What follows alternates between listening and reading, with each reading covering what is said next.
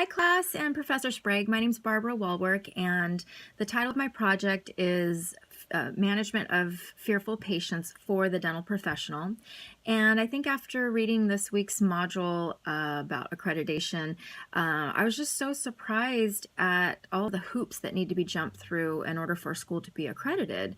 It seemed like a commission would have to provide the accreditation, but that particular commission needed to have approval from the U.S. Department of Education, and then the school had to agree to self-evaluations and a peer review, and this needed to be done every so many years, and there was a lot of detail that went into it, a lot of requirements. So it's pretty impressive to think that Foothill goes through all of that in order to provide us with a great education.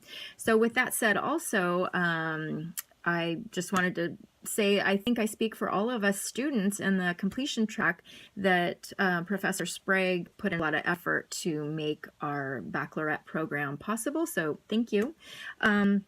As far as the CODA standards go, it was pretty amazing how much detail went into that. The descriptive words, very specific in what they said. It's pretty clear there was a big effort made to avoid any misinterpretation. So that was impressive. As far as a site visit goes for my lesson, my class, I chose standard 211 under curriculum, and I'll read it really quickly. Dental hygiene programs must have established mechanisms to ensure a sufficient number of patient experiences that afford all students the opportunity to achieve stated competencies.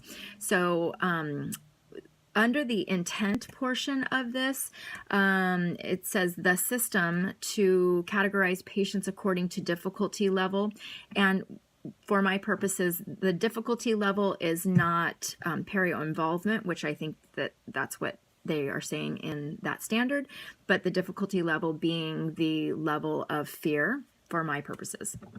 So in order to prepare for a site visit, I'd first want a standardized rating system for fear. So 1 through 5, 1 being sort of fearful, and then 5 being so fearful that the patient might need a psychiatric referral or counseling before treatment.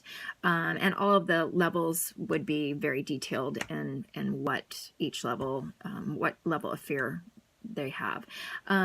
So also a questionnaire or a standard interview script to help assess the level of fear, and a record to track existing and past patients seen in the clinic as well as students, and then a record of actual interactions between the students and true fearful patients. So I think probably the level of 2, 3, 4, or 5. And then if there weren't enough actual patients that registered as having a higher level of fear, then if nothing else, just a record of students pairing up and role-playing so that one student is playing the fearful patient on whatever level, and then the other student is playing the clinician. So thank you for watching, and I appreciate your time. Thank you.